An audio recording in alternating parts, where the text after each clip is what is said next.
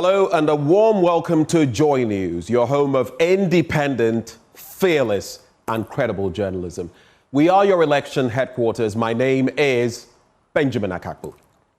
Now this evening, the Africa Center for Digital Transformation has warned of a potential cyber threat to Ghana's 2024 December 7 election, emphasizing the need for immediate action to protect the electoral process and ensure the security of our digital systems.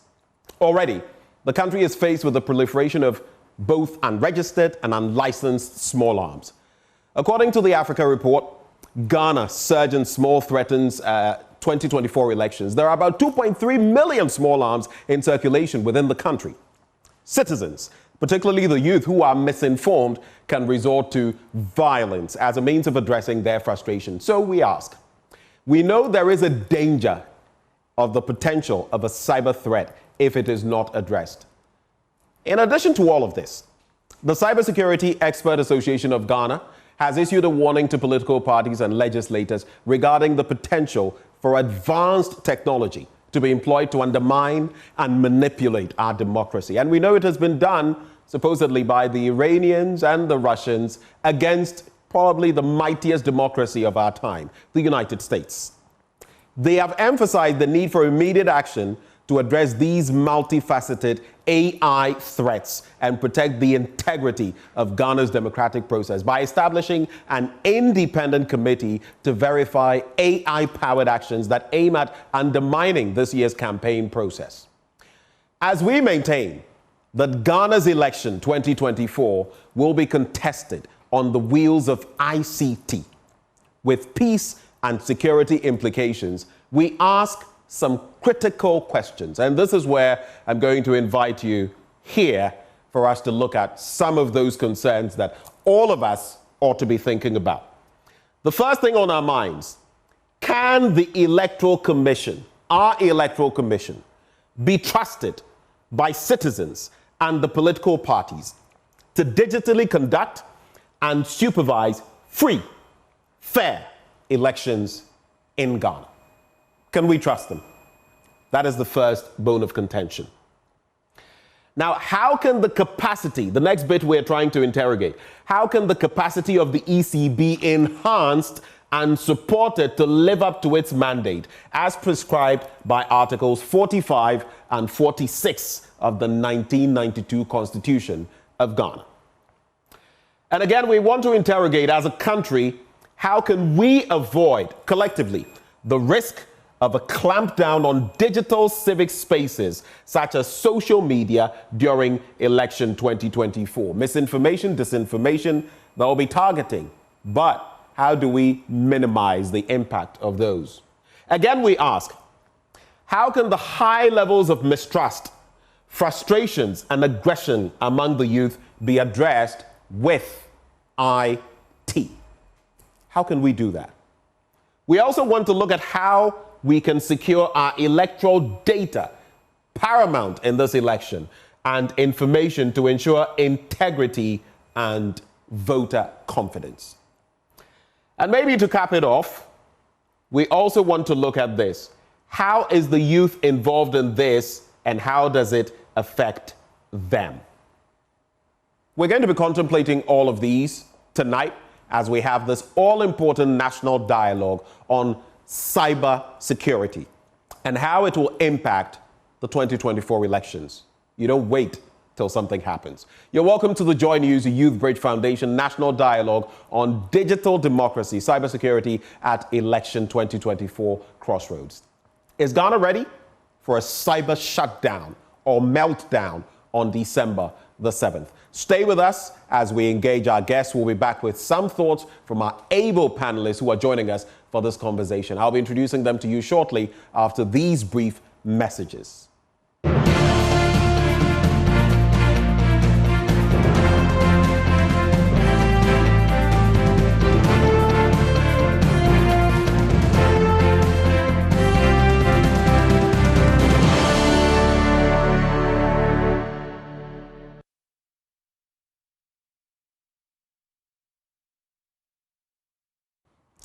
Welcome back. This is JoyNews, your home of independent, fearless, and credible journalism. And of course, today we're focusing that national dialogue on cybersecurity ahead of election 2024. We have no room for compromises, and that's why we're having this all-important discussion now, not waiting for disaster to strike. Hopefully not. But joining me for a conversation this evening, before I even introduce my guest, let me just let you know that we're live on JoyNews. You can share. We're also live on all our social media platforms. You can connect with us right here. And let me also acknowledge our partners in this, our partners in everything good, the Youth Bridge Foundation. Now, we have Bossman Asare. He is a deputy chairperson of the Electoral Commission. He'll be joining me right here in the studio shortly. But we also have Stephen Kujo Seshi, head National Computer Emergency Response Team. He is with the Cybersecurity Authority, and they are pivotal, crucial to this conversation we're having. Of course, the Electoral Commission itself, with their deputy chairperson here, will have to help them help us to maintain peace in election 2024. Solomon Dodu Ato is with the Youth Bridge Foundation. He is the project officer. He's also seated here in the studio. And then we have the executive secretary of the National Peace Council, a man I've engaged time and again in the person of George Amo. He also joins the conversation. Gentlemen, good evening. Good evening. It's really good to have all of you, and very soon Dr. Bossman Asare will be gracing us with his presence as we jaw on the way forward. Should there be a cyber threat, how do we navigate it? But to kickstart matters, I'm going to start with you, Stephen Kujo Seshi, and we're going to go to the board as you walk us through what some of the things, the forecasts maybe, of the Cybersecurity Authority, what you have seen so far, and some of what we ought to be paying attention to ahead of election 2024. So I invite you to join me, Stephen Kujo Seshi of the Cybersecurity Authority, as we go right here and contemplate some of what they have put together and tabled for us. Over to you. Sure. Can roll. Okay, so let's go. Okay. So this presentation will look at who are the potential targets in the election process. Okay. Who are the threat actors, or who are the people we should be careful about. We'll look at some of the actual threats that we are likely to encounter, and then we'll look at how these will impact the processes should they occur, and then we'll touch on some countermeasures. So this is the format your presentation is going to take. Exactly. All right, let's dig in. All right, so I think your intro has more or less set the context, but again, we could add the fact that we are not the only country being targeted, being targeted, or having elections for that matter. So we are not alone. Our geopolitical climate is also something we should take into account. We know what's going on between the US and Russia and China. Those things have impact on us whether we like it or not. Right. We have a fast developing digital ecosystem, which means we are relying a lot more on digital tools for our business, and for that matter, there's an element of it in our elections. And we also need to bear in mind that we have assumed a leadership role in cybersecurity in the sub-region and on the continent as a whole. So you are of interest to people in general. So we'll look through this to see what we should be aware of and what we can do to better protect ourselves. And just a quick bit, when you stand tall in a certain space, sometimes people will want to test you, test your shocks, to find out how strong they are. So on all fronts, we have a case to answer. Exactly. Okay. Next. So, all right, let's go to the next slide.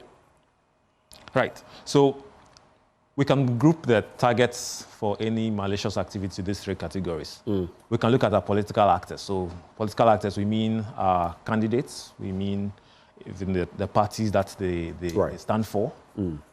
Media, yourselves, are potential targets because you are supposed to be delivering news on time, accurate information. You could be targeted. And we, the voters ourselves, are also potential targets.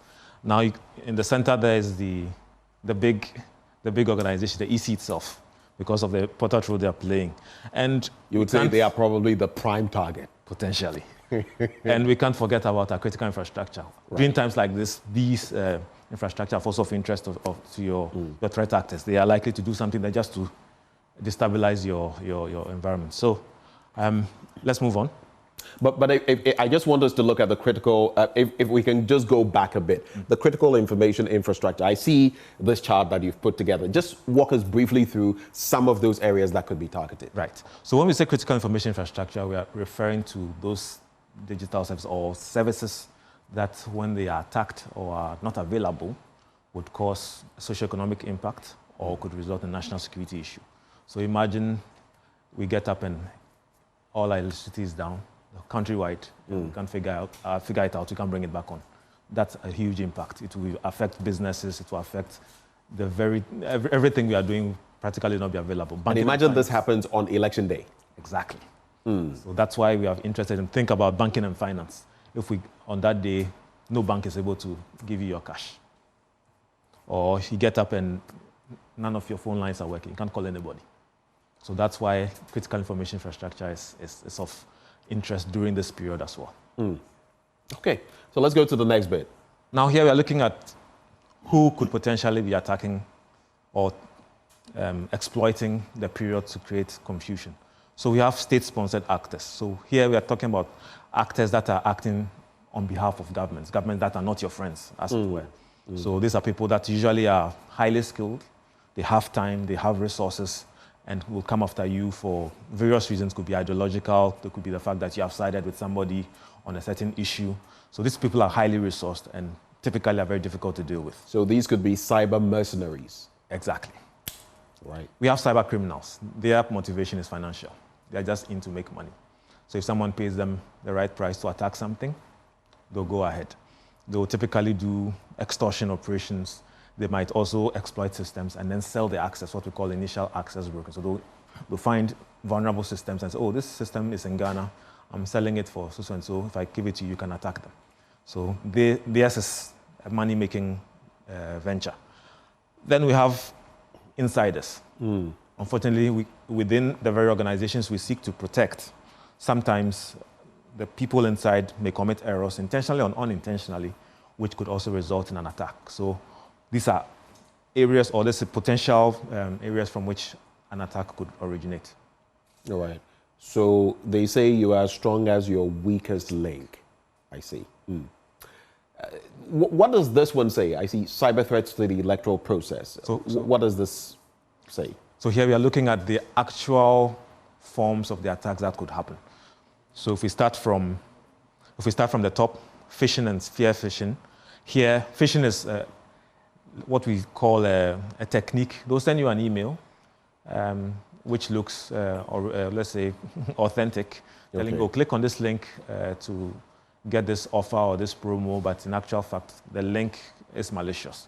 You click, it may download some malicious software onto your machine that would then expose you either steal credentials or allow someone to then use your machine to cause an attack.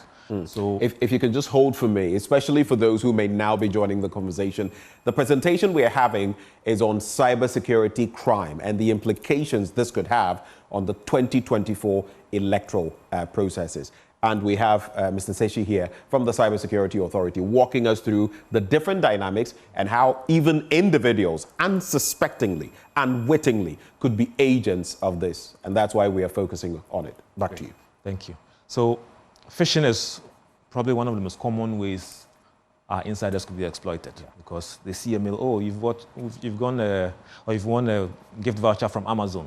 Please click here to claim it. So they click, and that's your vector. Your threat actor is in your environment, is going around looking for vulnerable systems. So that is a very key thing we need to watch out against. We can talk about distributed denial of service attacks. So when we say denial of service, essentially in the computer world, it means there is some resource. Ordinarily, it should be serving normal or doing normal transactions. But if an attack originates, we have people who send traffic that will just keep the system busy. So it's not available for you to use. Right. So imagine maybe you pick your phone, each time you dial, it says busy. Each time you dial, it says busy. You're not able to use the service. So a similar thing will happen to a digital system that's under this sort of attack. And we say distributed because the malicious traffic will not come from a single point where you can isolate and say, okay, we have dealt with it. It comes from so many different places around the world attacking this particular system. So that's why it's distributed. And it's one of the most terrible attacks you can come up against because it's quite difficult to deal with. We can talk about ransomware attacks. So this is one specific type of malicious software where the person or the malicious actor gets on your system and then encrypts all your data. And then when you put your machine on, you see a message that says, we have taken over your data, pay us X million dollars or X $100,000, and we'll give you the key to unlock it. Now, how does this happen? Typically, you would have allowed this malicious actor into your environment somehow. Phishing is a potential vector. Or you took your machine somewhere, put in some drive from somewhere, you didn't check, no scan, no antivirus. On the system, it picks it up. Or sometimes if it's really sophisticated, even visiting some kinds of websites, can pull this malware into your environment. So this is something that is quite dangerous in terms of if it gets into an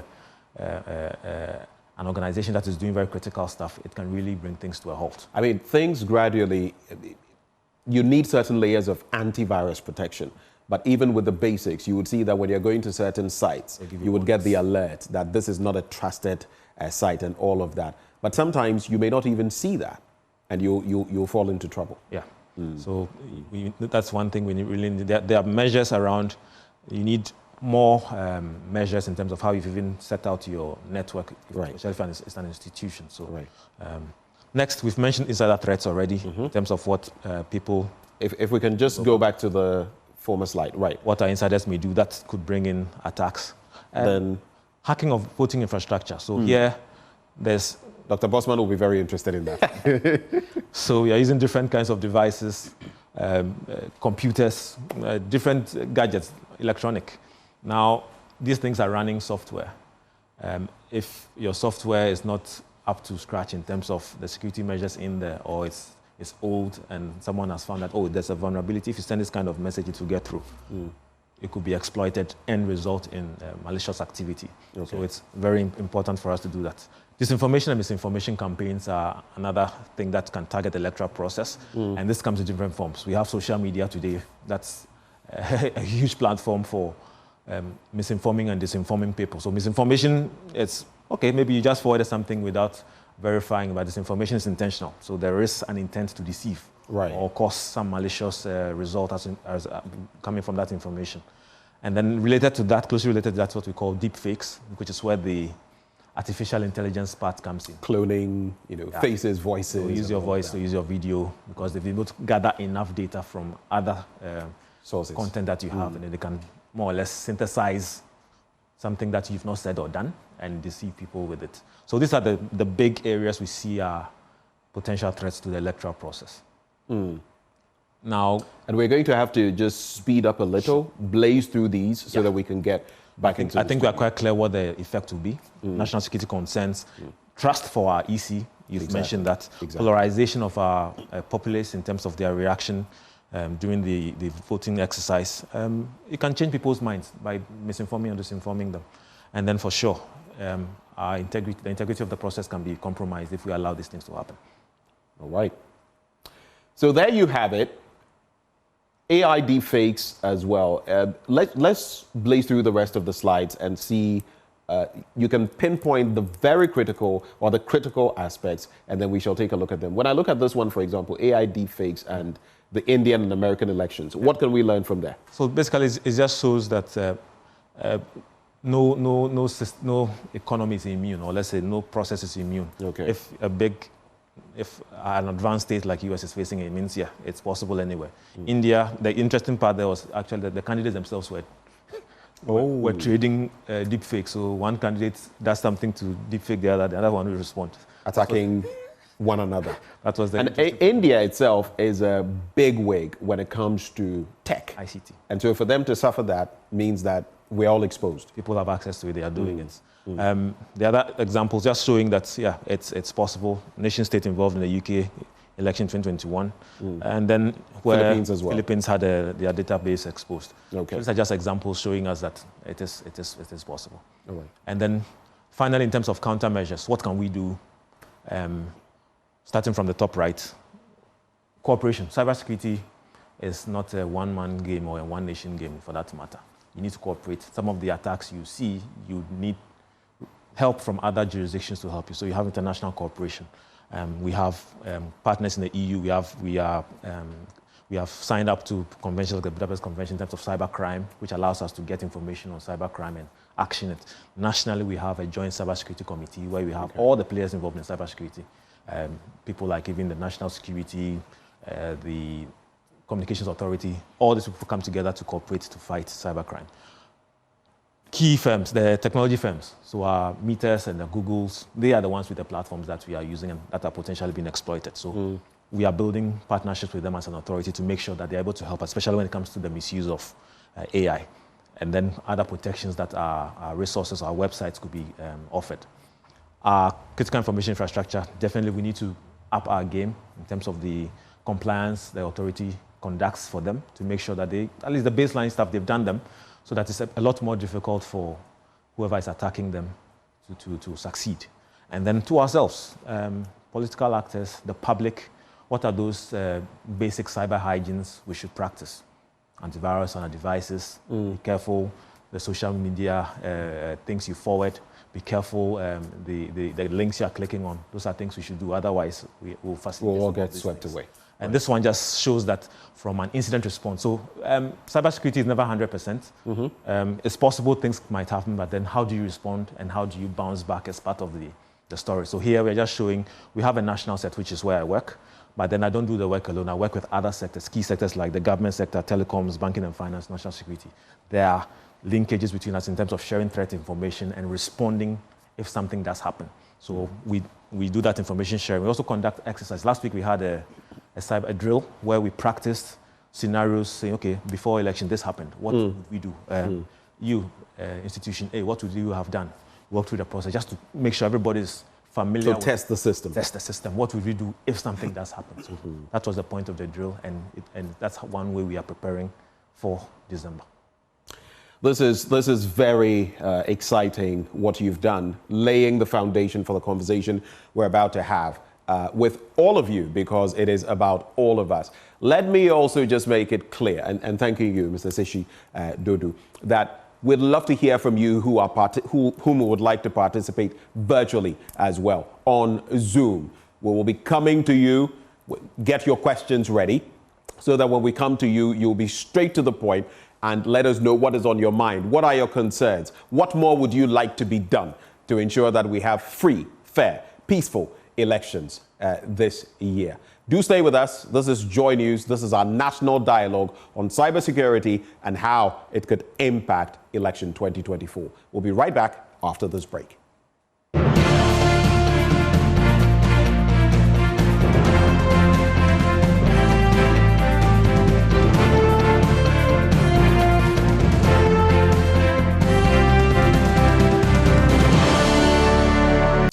Welcome back. This is the Joy News National Dialogue on Cybersecurity with a focus on election 2024 and what the impact could be.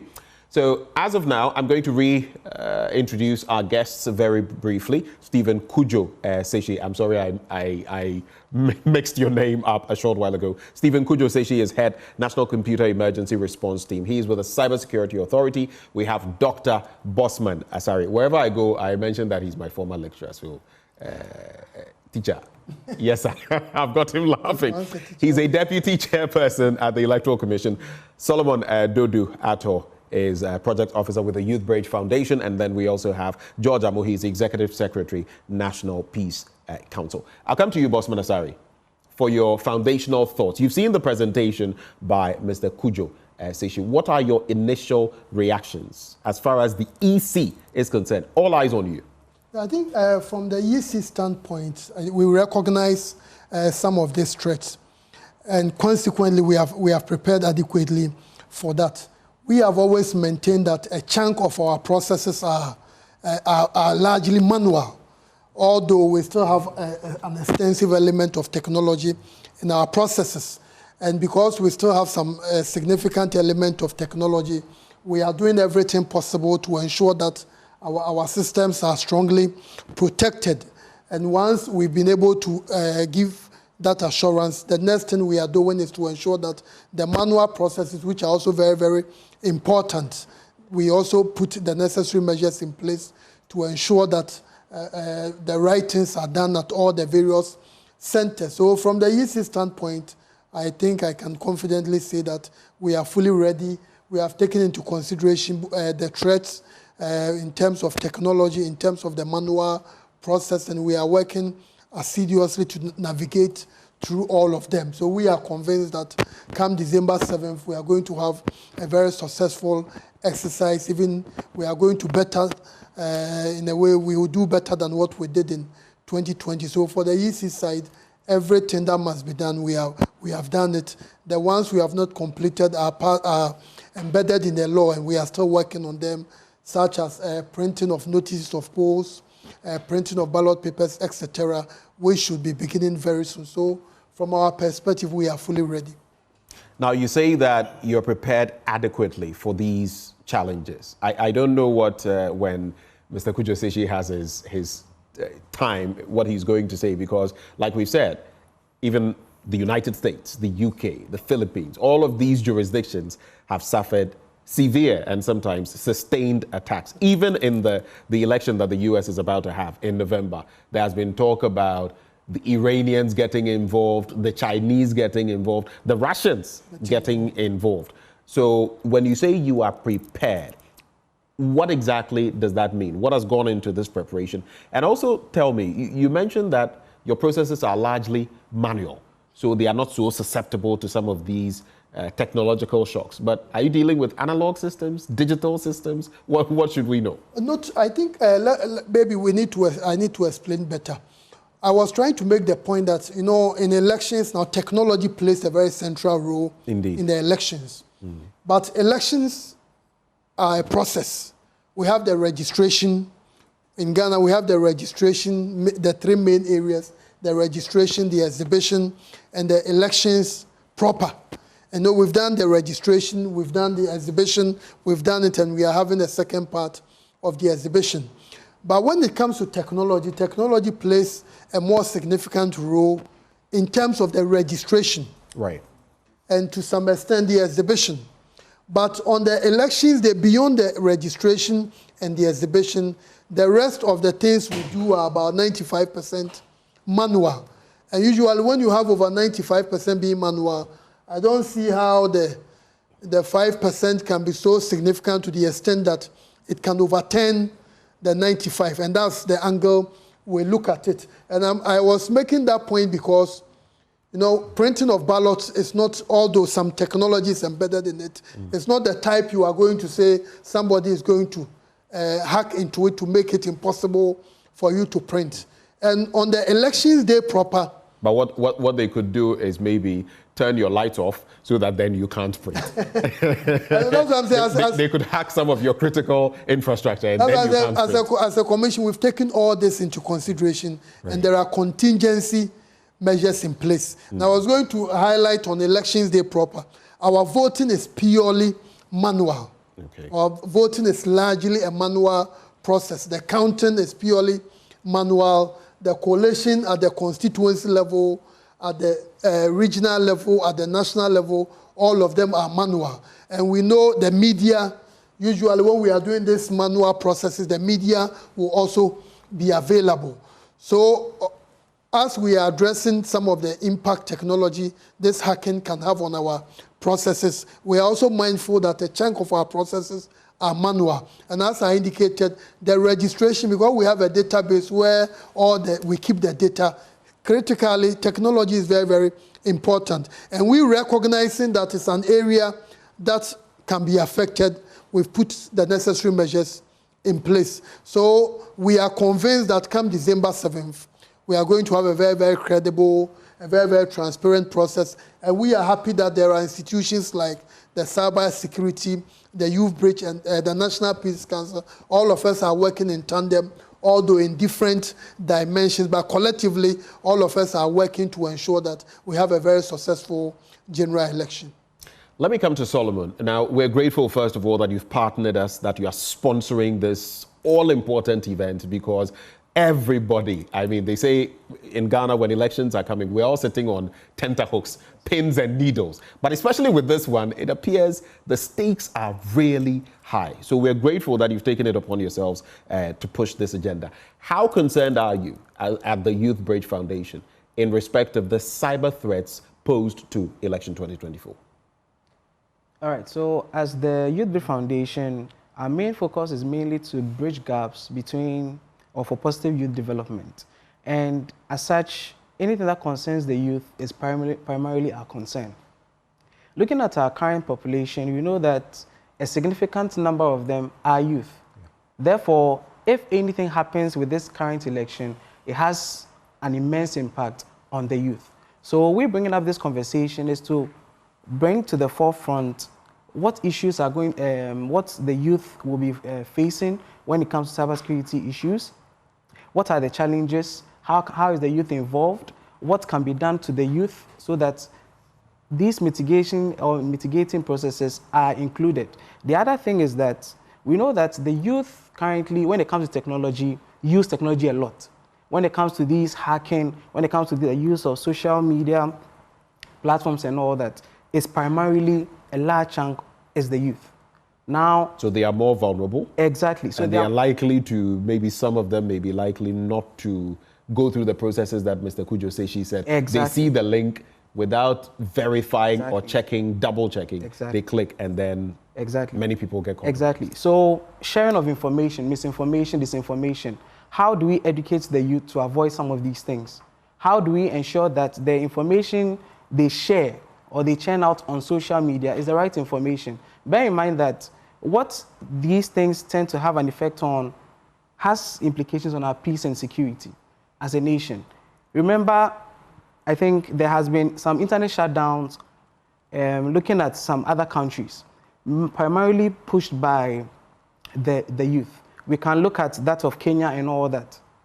The youth can protest. And what do they use to protest? They use technology. So primarily our function as Youth Bridge Foundation is to look at how these things affect the youth, what can be done for the youth in this regard, and then also basically to safeguard the future of our nation. Interesting points you've made. Let me come to George Amo, Executive Secretary, National Peace Council. The National Peace Council has also been in there in the thick of things, trying to engage the different political parties. You are pushing for that peace pact and everything in between to ensure that we can cross that bridge, not the youth bridge. We can cross the electoral bridge and arrive at safety. What are your concerns when it comes to the palpable cyber threats that we face? You remember Kujo Seshi made mention of the fact that even because in the sub-region, we are known for how far we've gone when it comes to cybersecurity, that in itself makes us a target. What is your take on that? Yeah, Ben, good evening. And thank you and Youth Bridge Foundation for putting this together. We are grateful. You see, the cyberspace, Ben, is as huge, probably bigger than the physical space we work in. And a lot of the things that happen in the physical world that engenders, hate, indecent expression, intolerance, the same things are happening in our cyberspace. So vigilantism that we fought somewhere in 2019, 2020, now you may not see it happening as we saw it in those years, but if you should be minded and go to the social media platforms, you see how much people are spreading hate. Right. People are spreading false messages and ethnocentric messages being spread here and there. So the fact that the area is huge and being patronized by a majority of our people should tell us that we cannot sit down and behave as if nothing is happening in that space. So I think it's a good thing we've started, but the issue is existential and we must find ways of countering it in such a way that we will not wake up after elections on December 7th, to come across things that will be difficult for us to contain in terms of the cyber, space. So I think that it is important we start building consensus on the measures that we would have to take as a country in the event that things that we don't expect happen in the cyber space. We have to build consensus as to what is it that we have to do as a country, as a people. In the event something untoward happens, I think we have to do that. The political actors, probably there should be a conversation that will bring all the political actors together, as we do. We've done with the political parties, with the security agencies for some time now.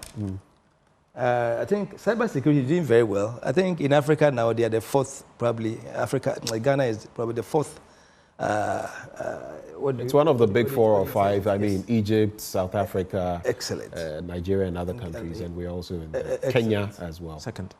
Excellent. So the space is huge, and we must strategize. As a peace council, what we have done, we haven't done much with this. We are trying to hook up with the Cybersecurity Authority to do some few things. But what we have done is to develop. We have developed guidelines on hate speech and indecent language. So we are sharing this information as much as we can in pieces on our social media platforms to encourage Ghanaians to use the same space to build the peace that we all want to have before and after the December elections. Are you collaborating with the media on that as well? Oh, yes. To disseminate, because you may be able to disseminate in your small space, which is pretty big, but if you involved the rest of the media and even young actors, who knows, it could go much farther. I think we haven't done well in that respect. It's a good advice. We will take it up and do more. We have some few programs ahead, some dialogues in this month and next month to encourage more Ghanaians to build consensus ahead of the elections. I think this will be one of the key considerations. Indeed, my mind came upon this one when my friend Seth, paid me a visit to discuss how we can roll out this important program. So it is important, very, very important. I think we have to encourage all Ghanaians, politicians. I would want to encourage them to take this up. It can even happen at the constituency level. Okay. Yes, because the phone that we have now is a world in itself. Yes. And if somebody, it happened in the Israeli-Lebanon conflict, where phones, some phones, some pages, yes. Pages affected, so blowing up. If you receive a message that the elections have been postponed, what do you do? Or your polling station, things can happen. No longer. Yes. So I think we should not be naive. A lot of awareness would have to go out there. The Peace Council, you have a duty. JoyNews, you have a huge space. You have a duty. I think the Electoral Commission, they are doing their bit. They are doing well. NCC, I think, should also come on board. And together, we create more and more awareness about the dangers so that we can be ready to avoid them. And even we, the media, have suffered. You'd often see fake news cards. Yes. And it's not from us. Yes, I've seen you. You see JoyNews there and all of that. They've copied and they are using it, and it's not from us. You would have to put fake on it and all of that. And then that is where your timeliness in responding becomes crucial. Because they say before the truth laces its boots, the lie is halfway around the world. And then it becomes difficult to counter it. But let's stay on that point. He just made a very interesting point. Imagine on election day, someone seemingly gets through whatever system technologically and is reaching out to electoral officers at polling stations and somehow spreading the message that, maybe even the time for voting has been moved from 7 a.m. and we are now starting at 10. So people are coming to all these centers and they are being told, we are starting at 10. Can you imagine the chaos? And whom are you now? You're now going to call and all of that. I mean, it could be quite a situation. But I want you, Stephen, just to respond to this. Dr. Bosman's guarantees, he feels they are prepared. How do you respond to that preparedness, and what measures have you adopted between the two of you, synergies, that would guarantee the sort of confidence that he has? Right.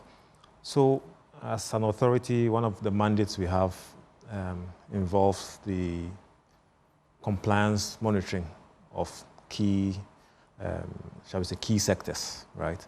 So in this exercise where we are concerned about elections, we are collaborating with them to do the checks in the environment. Now, the thing you have to keep in mind is that cybersecurity is not an end, it's a process. You can't do it and say, oh, I checked last week, everything is fine, and therefore all fine and dandy, we can go ahead. You need to keep your processes up to date. You need to be checking some of the exercises. You need to test if something happens, what will we do? Are my processes ready? Do my people know what to do if a certain scenario comes up? So you need to keep doing that. That's some of the things we are doing with them. So even though there's assurance that, look, we are certain that we are okay, we are not going to just relax and say, oh, it's fine. They said they are fine. We are going to keep working with them to make sure that right up until to the event itself and afterwards, we are constantly engaging, helping them to do their checks, validating their processes, validating their systems, looking out, even monitoring. So monitoring is one of the key things, making sure that if there are attempts happening, we are getting the right resources to respond, to make sure that we are not taken by surprise. So it's an ongoing thing. We can't say it's done. We have to keep working, keep monitoring, and keep collaborating. Dr. Bosman, there are aspects of your process that require that whatever numbers have to be channeled from different levels, constituency, all the way to the national. We could have internet shutdowns like we had some months ago. Fiber cuts could happen. It could be intentional. It could be, something else. It could be an act of God, force majeure situation. Yes. How prepared is the EC to handle such situations? No, as I was making the point, I was trying to paint a picture that ours is more manual per the laws we are using. Right. Beyond that, we still have some element of technology to support the work. However, if the technology is still not there, the system is structured in such a way that we will still be able to function, although it might delay the process how you want it. Assuming you want the result from the Ashanti Regional Capital, Kumasi, to be sent to you via email or fax, another technical means in that manner, and that technology is not available. That means it may end up taking you about 5-6 hours to transport it from Kumasi to Accra. And just imagine a place like a place like Boga, the OT regional capital, where our office is in Kwanta. So clearly it will become an impediment. So the Commission has taken all this into consideration. But we do expect that with institutions like the National Cybersecurity Authority and our telecommunication companies, we expect that the internet should be working on elections day. In 2020, we had that, so we do believe that it's going to work. So when you look at our processes, again, we've done it in such a way that if even the technology is absent on that day, we will still be able to function. Because once the polls close at 5 p.m. at the polling station, the counting is a manual process. And from the polling station to the constituency collation center, it's a manual process. People move from the polling station to the constituency level. It's not by technology. Physically, they must go to the collation centers. From the collation center to the regional level, that's from the constituency to the regional, it's also very physical process where you must. So currently our Greater Accra regional offices are Sapema. So when you do the collation at Tema, you must go to Sapema. For the constituency, you do it at the Denta, you must go to Sapema. I see. In Cape Coast, the office is in Cape Coast. Cape Coast North, Cape Coast South, when they finish, they must go to our regional office where we have the regional collation. In Fansimai, Upper Dentura, other places, all of them must come. So it's more of a manual process. From the regional to the national is where we use some element of technology because of the distance involved in, let's say, from Tamale to Accra. But still, when we do the technology, the manual process is also not truncated. We do it alongside. So you do both side by side? We do both. We do side by side. You are forecasting that tech will not fail you, that the telcos will not fail you. What if they do?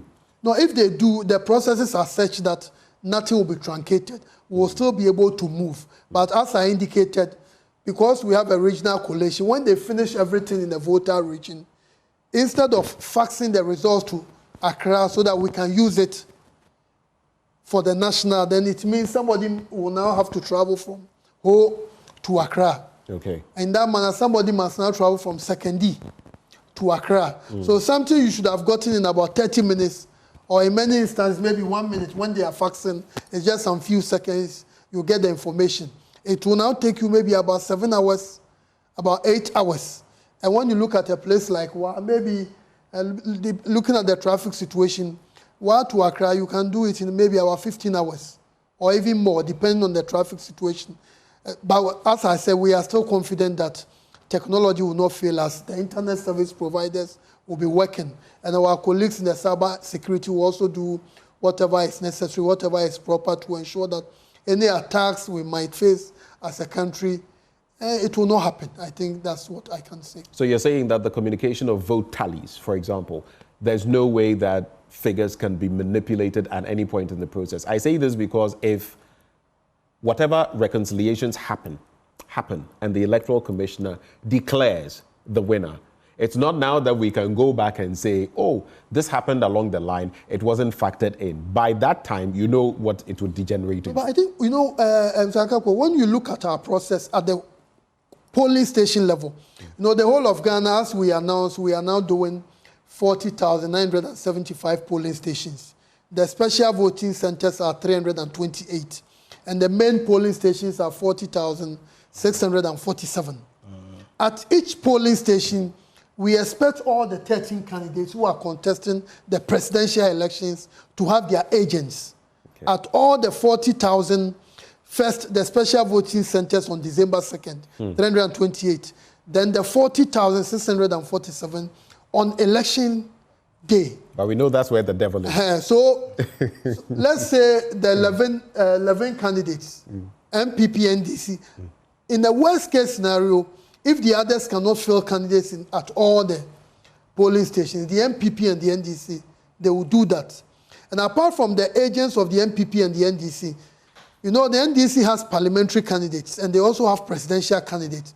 So for each polling station, you are going to have 2 persons who are representing MPP candidates and 2 other persons who are representing NDC candidates, one for the presidential, one for the parliamentary. And I do expect that the independents, if they cannot fill at all the polling stations, they will definitely fill at some places. Right. The other parties will also do. Apart from that, the training we give to the EC officials, even in the absence of agents, you have been mandated to ensure the right things are done at the polling station. So if even a party does not bring an agent, you need to ensure that the interest of that particular party is protected. So we have a presiding officer who is the boss of the polling station. Apart from that, we have a ballot issuer for the presidential, another ballot issuer for the parliamentary. Then we have a verification officer. Then we have a name reference officer. All these individuals have been orientated to ensure, because if you do anything illegal, the EC will give your details to the police and criminal prosecution will take place. So in terms of manipulation, unless you are a party and you are saying that I don't want to police the process because it's not possible in our system, then after the close of poll, all of them are going to sign off on the results. If for one reason or the other, an agent decides not to sign, you must give a reason why you are not signing. Then when we finish everything at the polling station, we now go to the constituency collation center, where there is an agent for the presidential candidate. There is also an agent for the parliamentary candidate. We have media presence. There are observers. Returning officers are there. Collation officers are there, as well as district officers. The media all of you will be there. So clearly the process is such that we expect all the parties, train your agents very well, let them understand the process. Any figures that are being put together, let them also follow. And Mr. Akakwe, you know that we don't usually have issues of parties complaining of manipulation, because at every stage of the process, they have their representative there who will endorse, who will support what decisions have been taken. So I'm pretty sure that this is something, especially the two main parties, they understand that it's not possible that the EC can manipulate anything to favor Party A or Party B, because the action will take place at the polling station. So it's what takes place at the polling station that will be put together. The constituency level will be terminated at the constituency collation center. Okay. Then from there, the national one will go to the regional, then subsequently to the national. Thank you very much for those explanations. They give a lot of insight into the work you're doing and what we can expect ahead of election 2024. Before I come to you, gentlemen, let me pause here and also bring in our virtual audience joining us via Zoom. There are a host of them. Let me take 4 for now, or at least 3 for starters. Eva Mensah is online, Justice Owusu Osei as well, and Emmanuel Mensah. If you hear me, please unmute and say hi. Hello, good evening. Hello. Hello. I'm yet to hear the female voice. Hello. Aha, now I've heard the female voice. Hello. It's good to hear from you. They say ladies. Hello. I can hear you, Eva. So starting with Eva, what are your thoughts as far as cybersecurity is concerned ahead of election 2024? And you've heard our speakers, including one of the deputy chair people. What are your niggling thoughts that you would like to bring to bear on this conversation?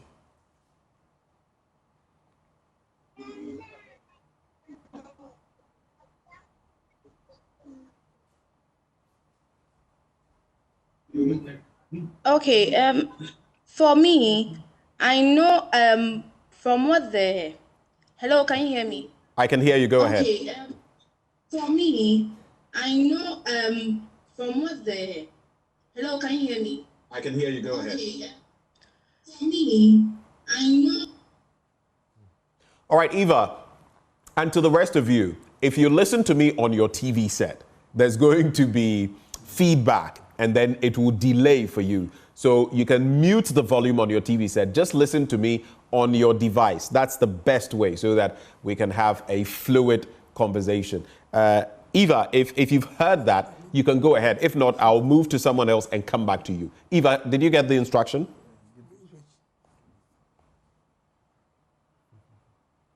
All right.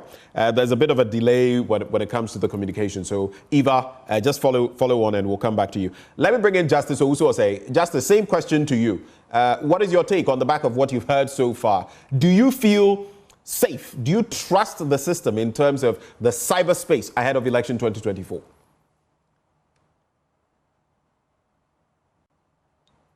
Okay, so I think the speakers have enlightened us on how the election day is going to be in terms of cybersecurity and also the manual process. But one thing for sure we are to note is that, especially with the rural areas, whereby internet connection is a bit of slower than the urban areas, and also how these people would integrate this new idea that they are bringing on board. So I think before that cybersecurity or before technology can be included in the election process, then they should educate the people in the rural areas well for them to understand that, look, this is how the election day is going to look like. Because it's like education is only going on in the urban areas, of which many of us are abreast with the idea they want to bring about. So I think cybersecurity should be their main focus. There should be a lot of people on that space to check that there is no, gap being filled by someone else who is not part of the process to bring about, some misunderstandings in the election processes and all that. And I think the manual process, as said by Dr. Bosman Asare, should also be, should continue or should take place, because who knows, technology can fail us anytime, any day. We might have experts working on our internet processes and our cybersecurity processes. But look, without the manual, the citizens will not be free and won't feel happy with the technology we are inviting in the process. So I think we should continue with the manual process as well, and Ghana will be peaceful during the 7th December elections. Thank you so much for that very apt presentation, Justice Osu. Let me go to Emmanuel Mensah. Same thing to you. What is your take, Emmanuel Mensah? So thank you very much for this platform.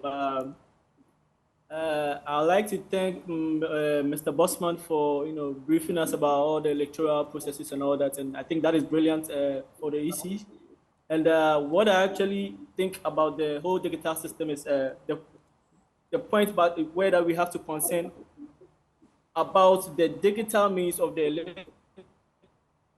electoral officials themselves, because in case maybe there is a problem that they have to channel their says to the higher ups, they are still going to be using this kind of medium. And when they use these mediums, and let's say on that day, like you said in quotes, the telecoms actually fail us, what's going to happen? Or let's say they are being even hacked internally. So first of all, I want to ask, are there going to be scans designated for them with their mobile phones or any other tool that they might be using? And if so, secondly, how secure is it? How secure are those kind of materials that they are going to be using and all that? And also, is there any robust incidents? Like, let's say, should something happen, then is there any different measures designated for that, just so the election process or information can just go to and fro very quickly? Okay. All right. So interesting points that you've made so far. Thank you for them, Emmanuel Mensah. Let me go to Marcel. Is that the name, Marcel? Marcellinus. Oh, Marcellinus. Okay, Marcellinus. All right. Thank you. Thank you for joining us. What are your concerns? On the back of what has been said so far, what do you have to add to the conversation? And if you have any questions, you can bring those to bear as well. Okay, a lot has been said so far, and I think, like he's saying, 95% of the election is mainly manual, then 5% contributing to the digital aspect. So as Youth Bridge Foundation, what can we do to also assist a good election? Okay. So I'll talk about cybersecurity awareness campaign. The youth can lead campaigns to raise awareness among voters. Then also volunteer as election observers or tech assistants. Then also engage in ethical cybersecurity skills that can also help the election in the country. Then we should also help combat disinformation. As young people, we can help detect the counter-false information circulating online, and also checking the claims and amplifying accurate information on social media. Then we can also join forums on cybersecurity advocacy groups.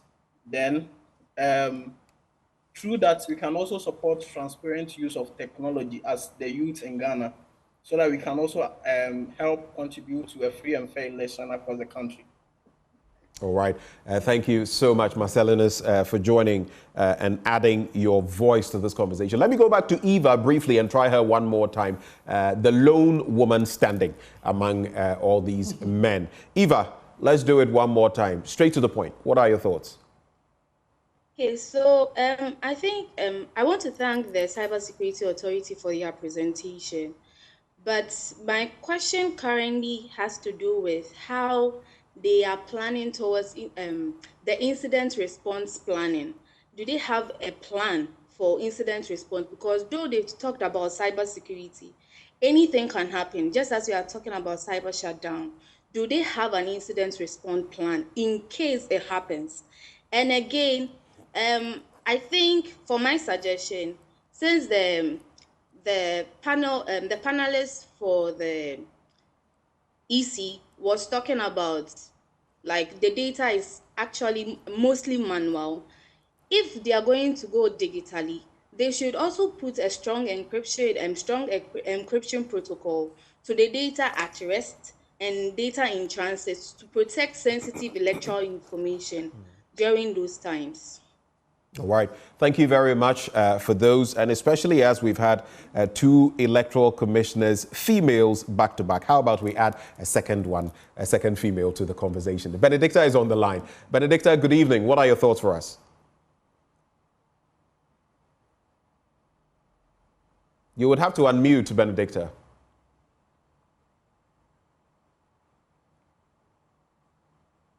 Good evening. Benedicta, I can hear you loud and clear from here, so please go ahead with your thoughts for us, please. Oh, okay. Good evening. Good evening. I don't really think it's a bad idea, though, but I'm only concerned about how it's going to happen, because right now a lot of the people are in remote areas, and then how sure are we that they've been they've been educated about what cybersecurity is about. It's not everybody that is privileged, So I think we should go with our normal way than the digital one, because I don't think it's going to really be of good help or importance to us. And moreover, I think the digitalization of this voting this year wouldn't be of any good help to us. So that's my thoughts. Okay, so you think it shouldn't be too digitalized.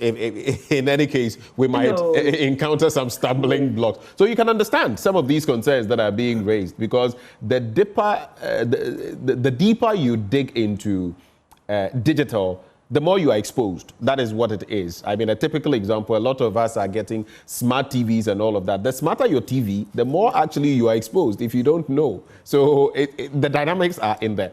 I just want to be fair. I have so many questions for Kujo Seshi and Dr. Bosman Asare from the questions that have been posed. But let me come to you first, because I was heading this way.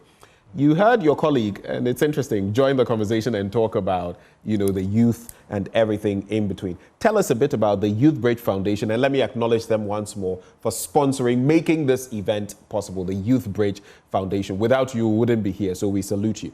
Now, tell us a bit about your cybersecurity awareness campaign and how that can help wean the youth off misinformation and disinformation. All right, so with the Youth Tech Bridge, that is the technology hub for Youth Bridge Foundation. Right. So I'm a member of that team. Okay. Now, basically, at Youth Bridge Foundation, I remember I said that we bridge gaps for positive youth development. We are in all for youth advocacy, things that concern the youth. Now, elections concern the youth a great deal. As a team, as in Youth Tech Bridge, we have started a cybersecurity awareness campaign where we share on our social media platforms engaging content, information about how to secure your devices, how to protect yourself, what to look out for. I remember the Cybersecurity Authority expert mentioned something about phishing and all that. We have highlighted all these things. So phishing, how to protect yourself, social media, fraudsters, all those things. The youth is susceptible to all these challenges. And we believe that to bring the conversation to the fore, where the youth are made aware of these things, it's very paramount. So at Youth Tech Bridge and Youth Bridge Foundation, we drive and we move this conversation to them such that they are not susceptible to these attacks. Okay. We ensure that they are right on their toes, they know in their networks, their connections, the Wi-Fi things, As the youth, we are all about social media and all that. We try to participate in everything, not verifying information and all that. We want to be the first to push out information. But how sure are you that the information you are putting out there doesn't have adverse effect? So we push this conversation out to the public, to the youth, and everyone who has access to our platforms to ensure that they know and they are aware of these things. I mean, and these are some of the basic things. For example, as I come to you, sometimes you would be in a group, you have two-factor verification on WhatsApp, for example. Yes. But you see that there's an intruder, and someone may not notice there's an intruder, and this person is posting all kinds of stuff. Exactly. What if on election day you have an intruder who's posting a lot of fake news, Exactly. and then you see it, and without verifying, you also spread such fake news? These are things we ought to sensitize, especially the youth about. But coming to you, Mr. Amo, you've listened to some of the concerns of our young and not so young ones. What are your reactions? Yes, Ben, thanks once again. I think that we must have a coordinated strategy in the event that anything happens. We must, I think, Cybersecurity Authority has started something like that, trying to coordinate some of us. I think that should be encouraged, and it must be done very quick, so that we have a coordinated response. I think I would suggest that as one of the first things we have to do. Then I want to encourage, particularly our youth, our children out there, who are always on the mobile and other devices. I think when we get messages, we would have to be restrained, in responding. We have to be very careful the way, react, to other calls or information that come to us. We should be very, very careful. Let us be circumspect in responding. I think that will be very, very helpful. And if you're able to restrain ourselves for a minute or two, you may be able to save a whole lot of, unfortunate situations. Then, I think we have to, I would go back to the coordination again. I think media, you have to help us to get this message out there, because you can't tell what can happen. And if we allow the space, particularly to be used to spread misinformation, disinformation, and particularly when these information are filled with hate, anything can happen to us. So I just want to encourage our young ones out there. Technology is good, but let us use them to our advantage. We can use them to our advantage to promote social cohesion amongst our people. I mean, the WhatsApp groups and etc., like Ben, you rightly said, has done a lot of good to us, trying to build cohesion amongst groups. All students now, almost all the schools I attended, have created WhatsApp groups. So why don't we use this to promote the kind of tolerance we want to instill in our body politics, the kind of restraint we want to encourage our people to have? Because in elections, Ben, seconds matter. Indeed. Yes. So let us be watchful and help and get our space sanitized. And let us do that in a coordinated manner. If it is haphazardly done, the EC is doing their bit, Peace Council, we are doing our bit, the Cybersecurity Authority is also doing their bit, UPFront, their bit, JoyNews, you are doing your bit, in an incoherent manner. That in itself can create some challenges. So I think we have to approach this in a... So it must be synthesized. There must be the synergy. All of us working together, like Stephen and started talking about. Probably with some messages. I mean, if we're able to put out some messages that would be brief, short, straight to the point, I think it can also help. Some of them, we can place them, wherever we go. Even the T-shirts we are wearing, So a kind of spreading the message out there as much as we can. I think that should be a concern to all of us. Right. And of course, we've started getting a lot of our guests to give peace messages on International Day of the Girl Child. I had the young lady here give out her own peace message. She was talking about the fact that if anything happens, usually it is women and children who suffer the most. Yeah. She doesn't want her education truncated. It's powerful. So we are doing our bit, and if we all come together, Ghana will be the fantastic country we want it to be. You're still watching our national dialogue on cybersecurity and what our expectations are cyber-wise ahead of election 2024. I'll be getting to the virtual audience shortly, but let me also quickly bring in Stephen and Dr. Bosman Asari. Then we'll go back to the virtual audience. So a number of issues raised. Stephen, cyber hygiene of electoral officials and how that could compromise them. A lot of them were also talking about internet penetration, especially in the rural areas. We're not just talking Accra, Kumasi, Sekondi, Takrade, and a few other places. How about the rural communities? What is the penetration like? How could they be affected by all of this? The slow nature of internet connectivity. All of these came to the fore. What is your thinking? And then there was also the bit about educational gaps as far as the use of tech is concerned. Any reactions to that? Sure. And I'll come to you, Dr. Bosman, on the same points. Right, so starting with the devices for the EC stuff. Yes, it's within the scope of the collaboration we are talking about. So when you are in such an environment, you're not just looking at, let's say, the big servers or big computer systems. It's a holistic assessment of the whole environment, right down to even processes. So if the staff use their mobiles for work, their laptops for work, that's all part of the ecosystem, and therefore the assessment or the compliance check looks at that whole setup. So if they are going to be using it to exchange maybe they need to share certain data to aid the process, it means those devices need to be checked. So we check for, okay, do you have a policy for ensuring that maybe this mobile device actually has anti-malware? A lot of us use our mobiles but don't have antivirus on it. Even though we are familiar with antivirus for laptops, a lot of us neglect our smartphones, which are essentially computers in our hands. So those are the things we check for. In some environments, there are even policies in terms of what you can put on that device, what you can send out. So those are all policies we work with, and it's part of the scope of the things we are doing. When you speak about connectivity in the rural areas, yes, truly, we don't have, you can't say we have 100% coverage, but at the mother ministry level, the Ministry of Communication and Digitalization, there are several initiatives in terms of rolling out additional coverage. So we have stuff around the GIFEC. There's a unit called GIFEC that is busy rolling out sites in the rural areas with a model that allows the telcos to participate. But the key reason why it's slow to get to those places is it's a commercial thing.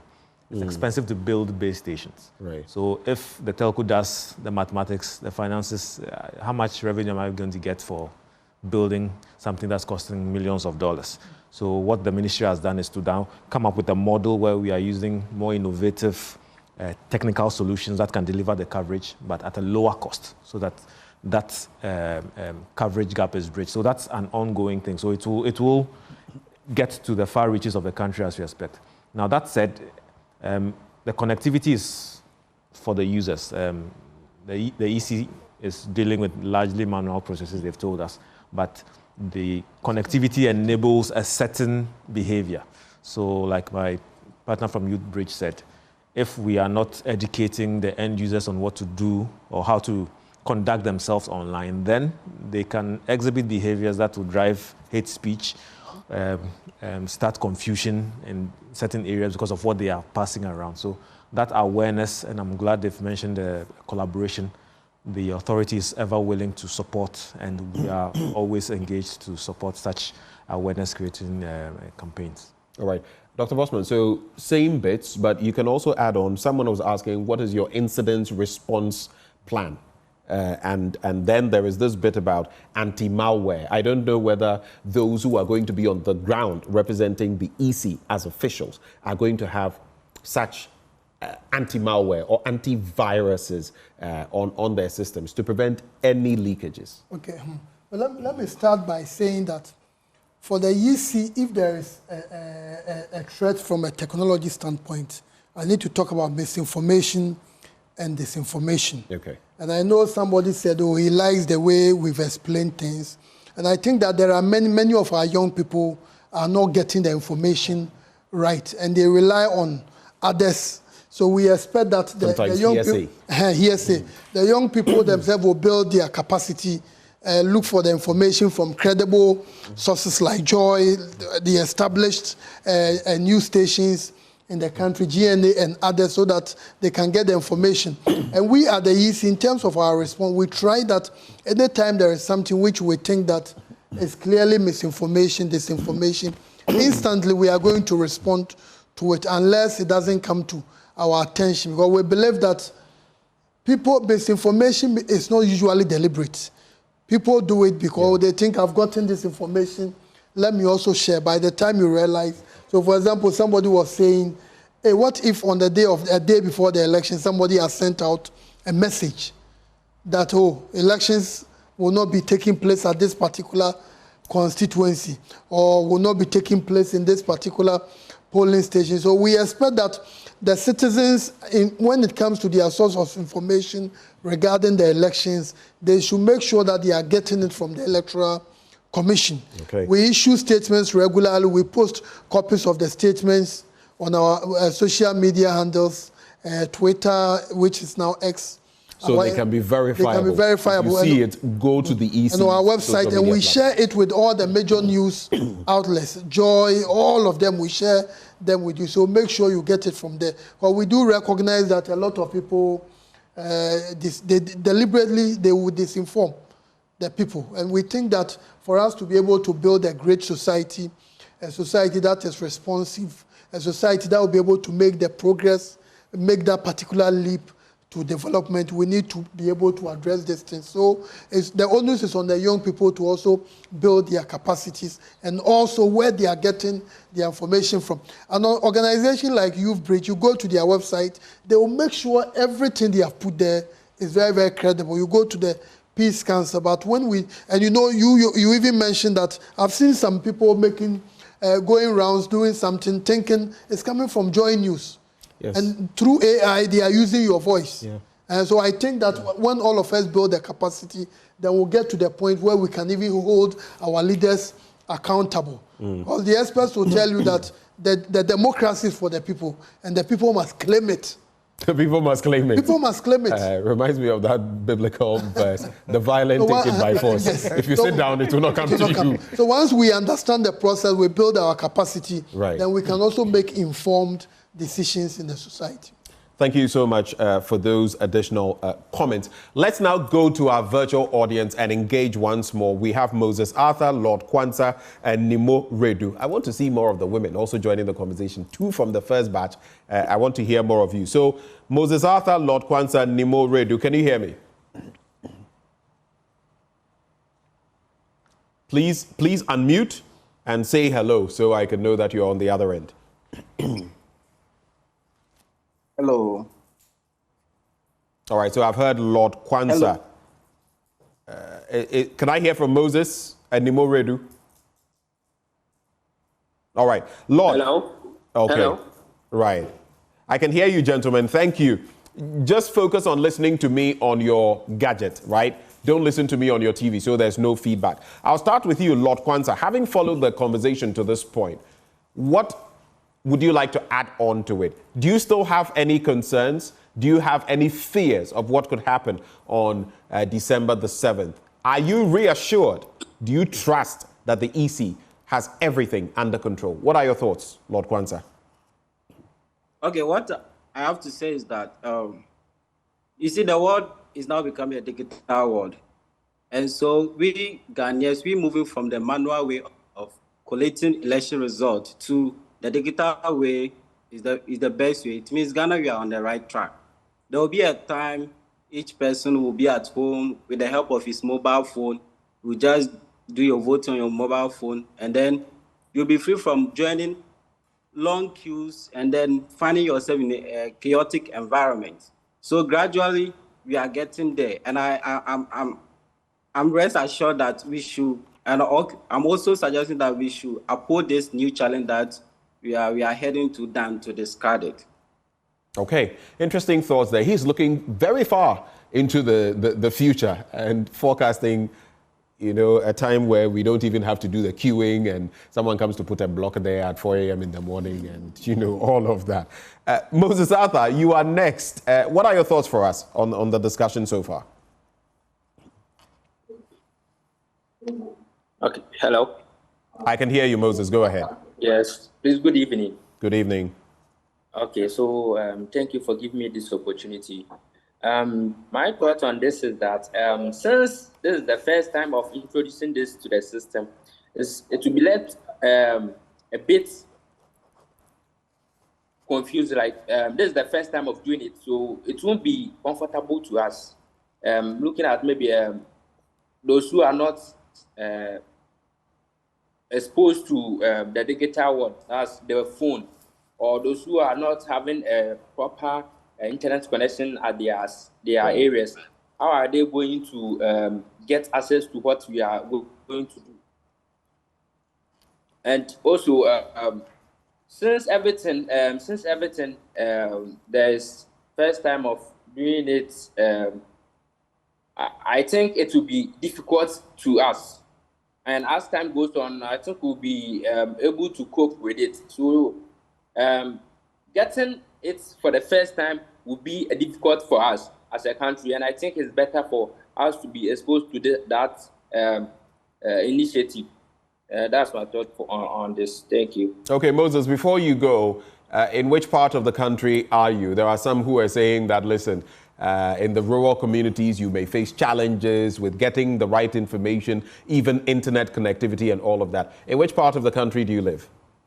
Okay, I'm at Tapa, Western region, and the internet connection here is very bad. Okay. So if you can actually see that for me to join this live, it's not that easy. So for me to get internet, for me to get proper connection, to get access to all this, it won't be easy. Right. We're so grateful. Thank you for adding that to the conversation. It makes it clear for us what the challenges really are, because sometimes if one message goes through and it's misinformation or disinformation, by the time you get to counter, internet in the crowd, by the time the person gets that information, harm has been caused. Let's bring Sharon into the conversation as well. Good evening, Sharon. Good evening. What are your thoughts for us, Sharon? Oh, okay. Thank you so much to you and our speakers on the show. I've learned a lot, so we are grateful for the insight shared so far. But I have a question for our Deputy Chairman for the EC. My question is, does the Electoral Commission have a dedicated team that will monitor the various mainstream medias and the social media platforms with regards to the sharing of false information on the day of election? And if they do have such team, how are they going to act on the info or the misinformations they find on the social media platforms? Thank you. Thank you, Sharon. Before you go, may I know where you are reaching us from? I'm at Kote Kumase, okay, the Ashanti region. Thank you very much. I think we're also developing a bit of a map right now, knowing where our viewers are reaching out to us from. Okay, so we have Kwesi also joining the conversation. Kwesi, good evening. Good evening. Thank you so much for joining. What are your reflections so far on the discussion we are having, cybersecurity and how it could impact election 2024? So far, I think the education is very enlightening. But my only question... before you go on, is your power off? No, my power is not off. I'm in the studio. What? This one, it appears you want to hide from us. So please go ahead. That was on the lighter note. Go ahead. I'm in the studio, that's why. Okay, all right. Yes. So my only concern and my only question is that it looks like we are trying to gradually move to the digital space, but the EC is very confident that all their processes are manual. How is that going to help us? Since we are trying to go to the digital space and almost all their practices, they are confidently saying that they are manual. So how is it that we want to move into the digital space, yet the EC we are looking at for security during the elections, they are doing our things the manual way? Because of the difficulties we saw in the manual way, we want to move to the digital space and then have a better way that's protected. That's why we are having this conversation. But they are confidently saying that anytime the man speaks, he's confidently saying that all their practices are manual, and I don't see how they are going to help us move into the digital space. Thank you. Kwesi, before you go, so first off, where are you interacting with us from? And the second bit, he was making mention of the fact that we want to do it side by side. We don't just want to jump into all digital. It could be dangerous. because we are not fully, I mean, even advanced tech countries are falling. How about us? We are now struggling to get there. So they are putting it side by side, and gradually we may get to the point where, like someone said, maybe you can even have such a secure system that you can use your phone to vote. But we are not there yet. Does that answer your question? It does. Okay, but I'll let them give you the answer. Where are you reaching us from? I'm calling from Adjungano. Adjungano, okay, right here in the Greater Accra region. Thank you so much. So some exciting questions, comments, thoughts that have come through. We're going to take a breather. When we return from the break, my guests in the studio will be giving their reflections, their answers as well to these questions. We'll be right back.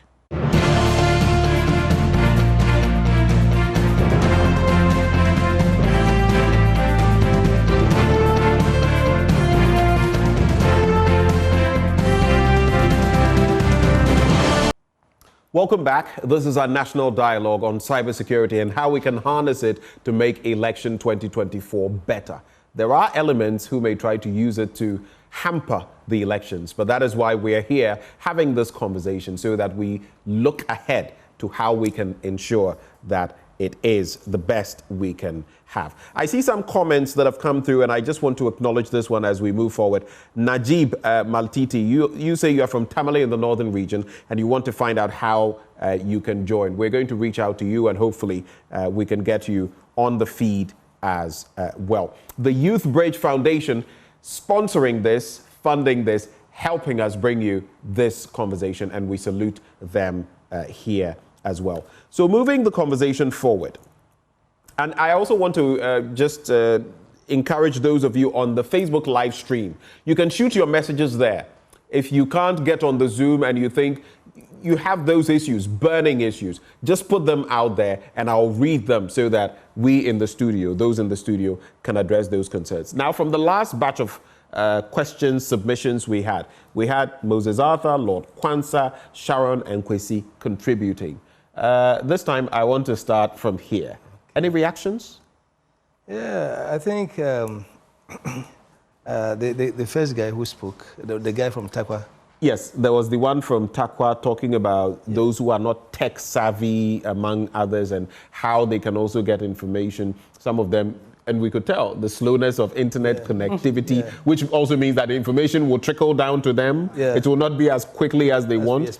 Education-related matters, among others. Yes, so I think that probably we should do more. Doc has made us believe that the EC uses barely 5%, technology. I hope I'm correct. Yes. On election day. On the election day, I think that reduces the fear that those in rural areas and those who cannot access internet would be disadvantaged in that big sense. So I think that is encouraging. I think we have to move gradually and open up opportunity for those our older citizens, those who are above 70. It will be difficult for them. To my mom, for example, finds it very difficult sometimes when you give money. So gradually we'll get there. We haven't, like our friend from Takwa, say, I live there, and there are places in those areas that is very difficult. You might have to climb a coconut tree. Yes, before you can. Some areas alongside Wasam Memfi, between Takrade area. Some of the places are very, very. And I was in like I was telling my colleagues here, and in some places, you barely get, So I think their concerns are good, and they will help shape probably discussions going forward. What is it that the EC, Cybersecurity Commission, Youth Bridge Foundation, and all of us who have access to the media would have to do to encourage more participation in the upcoming elections in ways that can help us, build the resilience we want to have. Yeah. I'll come to you now on that same point. Okay, so my comments on this is that, as you can see from the virtual audience and the participation, most of them are youth. And that is an indication that this is like a burning issue for them. This is something they really care about. They care about the country. They care about the stability of the country. They care about the peace of the country.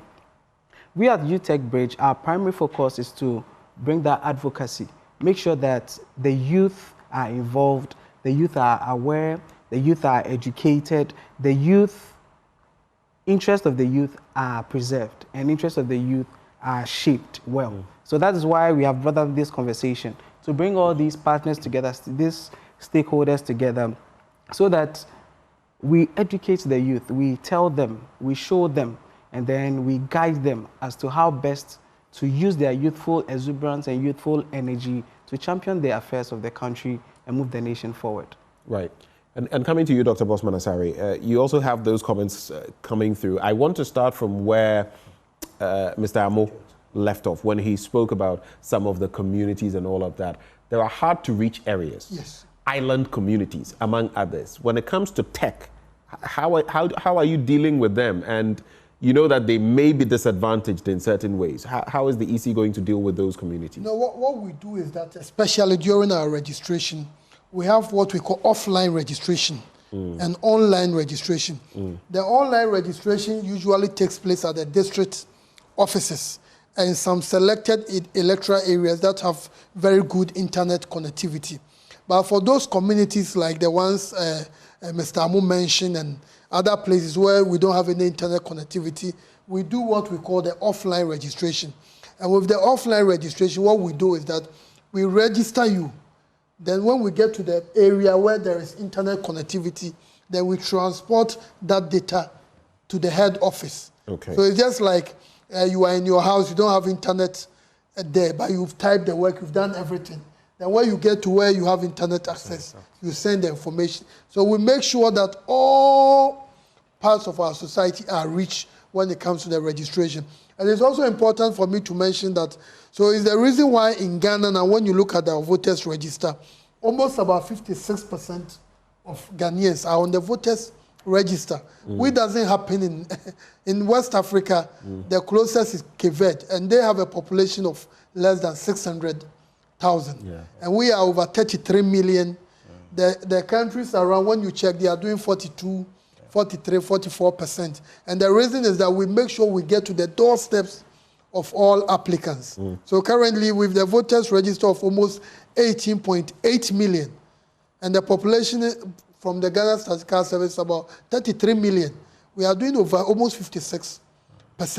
So clearly, the Electoral Commission is committed to ensuring that every applicant, and I know one of the ladies, I don't know if it's Sharon, she was asking about how are we going to be responsive on Elections Day. We have a team in place, and their job is to scan through all the social media, all the news, and the point is that any information that concerns the EC, they bring it to the attention of their superiors so that instantly we respond.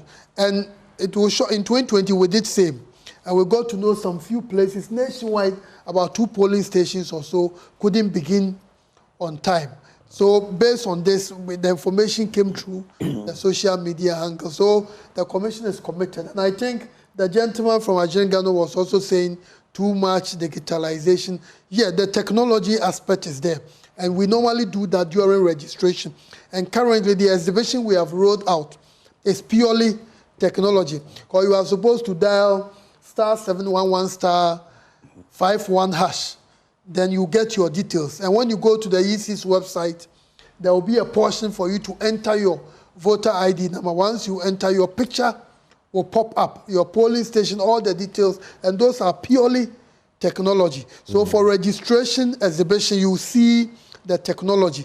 But on voting day, I was making the point that the voting is manual. Right.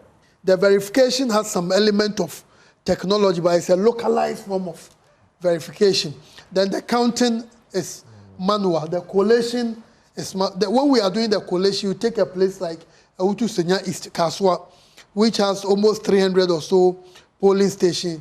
All the polling station results, we put them together manually for all the agents to endorse. Then when we finish, we get the results for that particular constituency. So the elections is largely manual, but for registration, exhibition, you see significant elements of technology. All right. There are still a number of things I need to come back to you on, so I'm going to just box all of them together. First off, there is Nana Kwesi Safo who says, a quick question to Dr. Bosman Asare. We've been hearing this famous statement, the system is down. Oftentimes, when the EC is undertaking any exercise, I don't know whether this is registration. How is the EC going to deal with the telco problems in the upcoming elections? I've asked it in a way, but would you like to give a response to I think what I would say is that the technology aspects, as I explained more about the registration, the exhibition, as we move into the elections, printing of ballots has some technology dimensions. But these are things we do way in advance before the voting day. And this year, it's very likely 2 or 3 weeks to the elections, we should have all our ballot papers in place. In 2020, 2 weeks to the election, we had all the ballot papers in place, distributed to all the regional capitals. So once we are able to, and in this year, one of the things we've done is that we front-loaded a number of our activities. And it's the main reason why the Commission considered a second exhibition of the voters' register.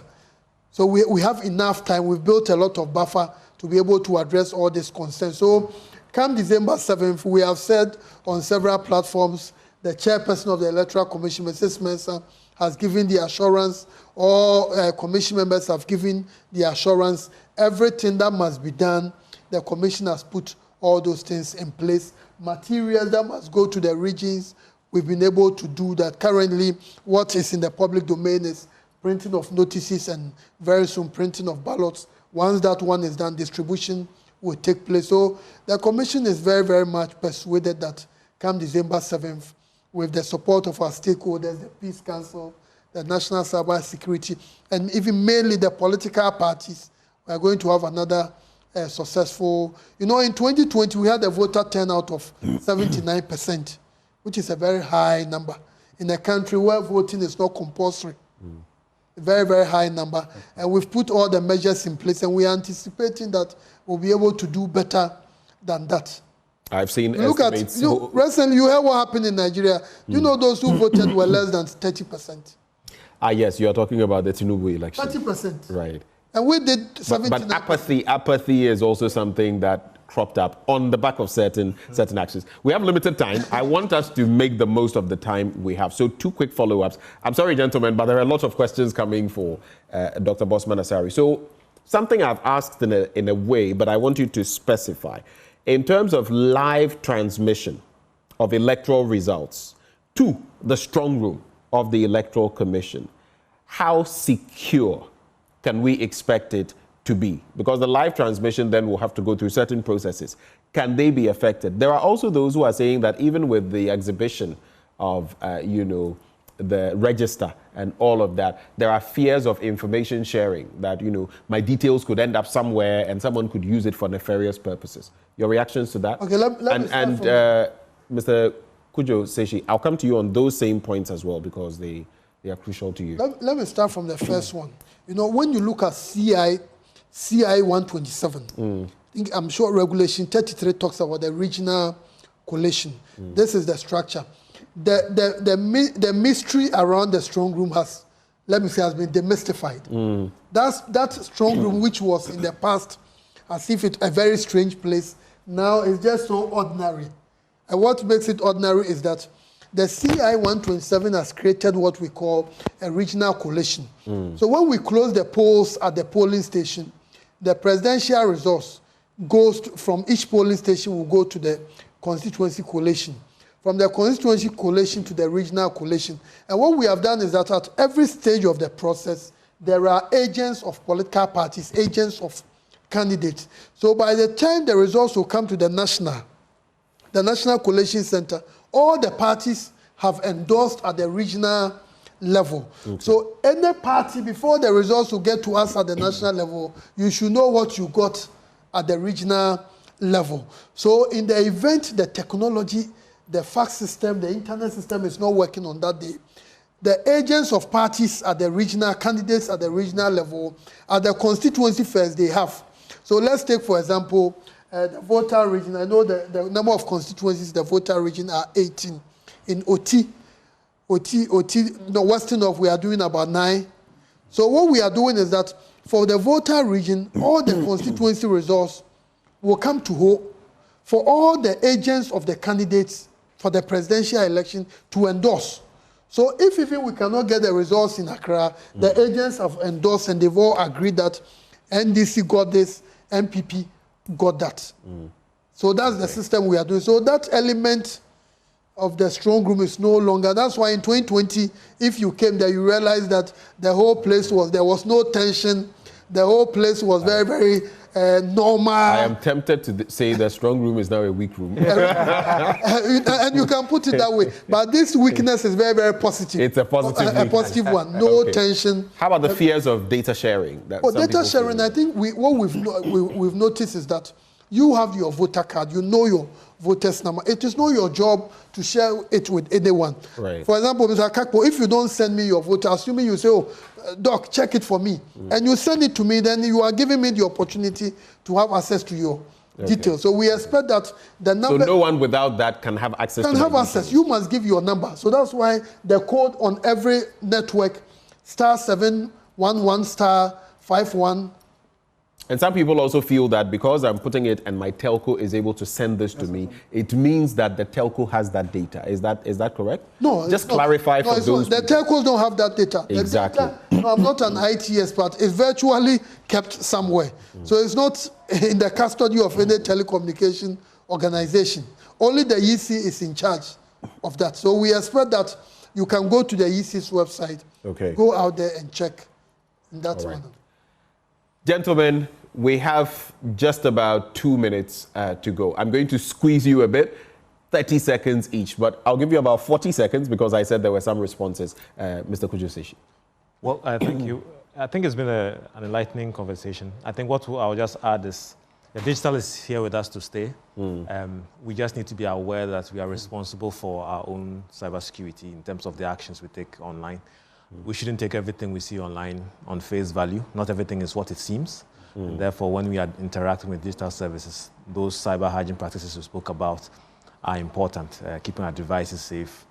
When it comes to misinformation, disinformation, again, the consciousness to know that people can create such things, we need to be alert and not just forward things. We should always pause. If you're not sure, you can call 292. That's the Cybersecurity Authority's hotline. Call 292 and say, oh, I saw this information online. Is it true or not? 24/7, someone will pick it up, do the examination, and give you feedback before you move on. If you're not sure and you can't reach the Cybersecurity Authority for some reason, I mean, go to the mainstream media elements. Check. If you're not seeing, you've seen that thing in some Fichire corner, but you're not seeing it on any mainstream media, it's likely it's not true. Okay. Thank you very much. Bossman, you've already had a long period, but this one comes to about the level of collaboration or cooperation between the EC and the telcos. I don't know whether there's anything you can add in 10 seconds. Oh, I think we work with them because we engage them extensively, and on elections day we use their services a lot. So we have very, very positive engagement with all of them. With all of them. All right. Let me come to you, Solomon. Final words. So as Youth Bridge Foundation, we want to expand the conversation so that we can actually get to the bottom of this and adequately inform the youth. Our focus is for youthful advocacy, as I said in the beginning. The youth make a significant majority of the population. So if the youth are adequately informed and involved, we know that we have pushed the agenda to a significant level. Thank you. Thank you very much. Mr. Abu, you have the final word. Ben, thanks so much. I think, let me encourage everybody. The cyberspace has come to stay with us. Let's use them to advantage, to spread the values of tolerance, peaceful coexistence. That is the surest way to make our country better than we came to meet it. And let me encourage everybody, our political actors, all of Ghanaians. These elections will come. Let us approach it with the best we can and make Ghana a better place for all of us. And whoever wins, either at the parliamentary level or at the presidential level, let us accept and move on and make this country a big place. And let's open up for opposition ideas. If you accept ideas from the opposite, you will always have a better society to live in. Right. Yes, because we can't all think the same way. Thank you so much, gentlemen. Without you, this conversation wouldn't have been possible, especially saluting the Youth Bridge Foundation for making this possible, for funding this. It shows your commitment, and we're grateful to you for spearheading this. Those who joined us in the studio, Stephen Kujo Seshi, Head National Computer Emergency Response Team at the Cybersecurity Authority. We're grateful, sir.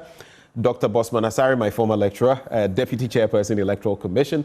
Solomon Dodu, ATAP Project Officer, Youth Bridge Foundation. George Amo, Executive Secretary, National Peace Council.